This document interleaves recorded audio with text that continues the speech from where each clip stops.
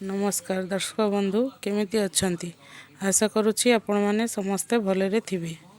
आज आम आमर रोषेई घरे बनैबा पूरा ओरिजिनल साउथ इंडियन स्टाइल रो सांबर। इडली हुए कि डोसा एई चटपटा सांबर बिना सबु अधूरा। तेबे चलंतु सांबरटी बनैबा आरंभ करिबा। एबे हम सांबर करिया पई सामग्री सबु नबा। मु नेची मूला गोटे, बैगण गोटे, छोई दी चारटा, कखारु खंडे, पियाज गोटे, बिलाती गोटे, कंचा लंका चारटा पांचटा, तेंतुली पानी। चलंतु आमे सांबर करिया। सांबर करिया पई आमे 2 कप डाली नेकी सिझेकी रखि देइछु। चलंतु आमे परिवा सब पकेकी करिया।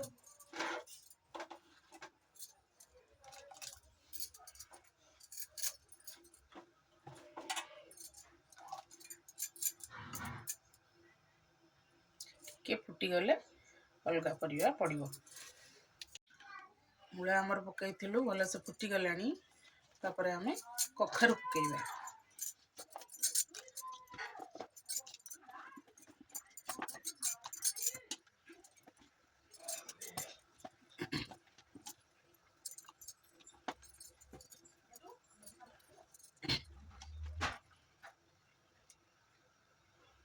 कखारु परे हमें बैगण पकई दवा। बैगण पकईकी ढांकुनी घोड़े देकी फुटिया को देखिए छाड़ दवा। अब बैगण आमर भलरे फुटी गलानी। आमे छुई पकई दवा।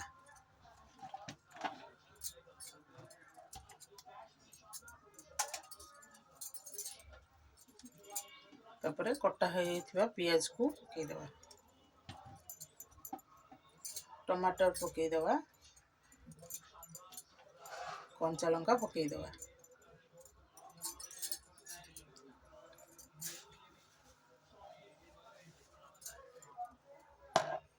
ताकू टिके पुणी घोड़े दवा। फुटिया को छाड़ दवा।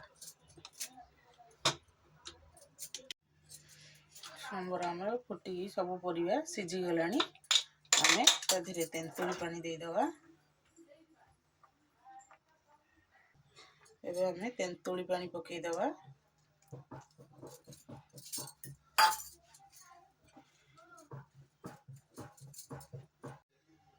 एबे हम सांबर मसला पकईबा। 2 चम्मच सांबर मसला पकईबा। ए मो हाथ तैयारी सांबर मसला आपण बाजार किणी के आनी की पकाउथिबे टेस्ट अलग लागुथिबो। ये घरे बना मसलाटा आहुरी बढ़िया टेस्ट लागिवो। आपण खरिकी थरे देखंतु। आपण जदि मो घरे मसला जानिया को चाहुचंती मते कमेंट रे जणांतु। मु आपनको कहिबी।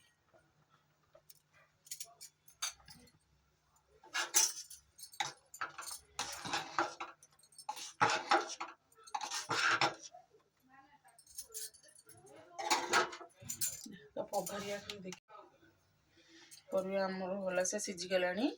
आमे एबे पघारिया पई सामग्री सब नबा। हमर कड़ाई बसैथिलु। कड़ाई ताती गलानी। आमे तेल अल्प तेल पघारिया पई पकई दबा। अल्प तेल हम कड़ाई बसैथिले। कड़ाई ताती गलानी। आमे पघारिया पई सब सामग्री रेडी करछु। फुटण, पियाज, सुखिला लंका, भूसण पत्र, धनिया पत्र। चलंतु पघारिया।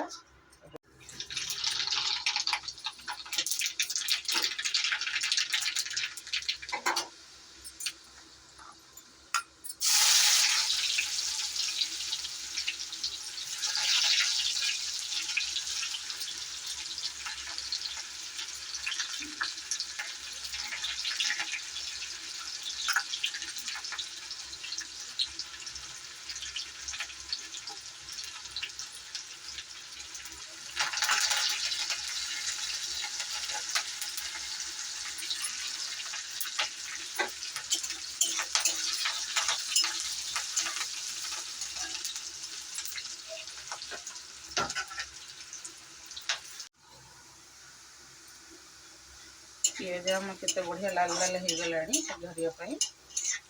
आमे ସମ୍ବରରେ ଆମେ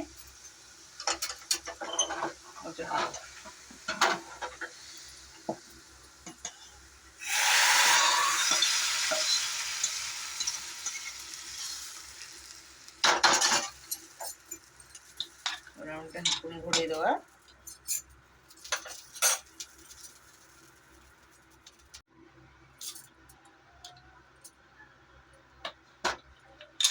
ସମ୍ବର ଦେଖ ଆମର ପ୍ରସ୍ତୁତ ହେଇଗଲାଣି। ଲାଷ୍ଟକୁ ଆମେ ଧନିଆ ପତ୍ର ପକେଇକି ଦେବା।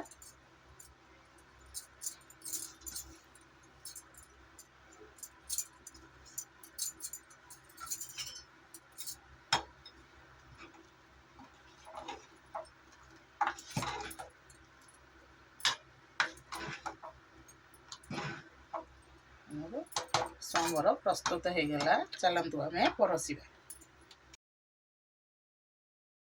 ଦେଖନ୍ତୁ ଆମର ଚଟପଟା ସମ୍ବରଟି ବନିକି ପ୍ରସ୍ତୁତ ହୋଇଯାଇଛି। ଯଦି ଆପଣଙ୍କୁ ଏହି ଭିଡ଼ିଓଟି ଭଲ ଲାଗେ ତେବେ ଲାଇକ୍ ଏବଂ ସେୟାର କରନ୍ତୁ। ଆପଣଙ୍କୁ ଭିଡ଼ିଓଟି କିପରି ଲାଗିଲା କମେଣ୍ଟ କରି ଜଣାନ୍ତୁ। ପୁଣି ଦେଖାହେବ ଗୋଟେ ନୂଆ ରେସିପିରେ। ସେ ପର୍ଯ୍ୟନ୍ତ ଖୁସିରେ ଥାଆନ୍ତୁ।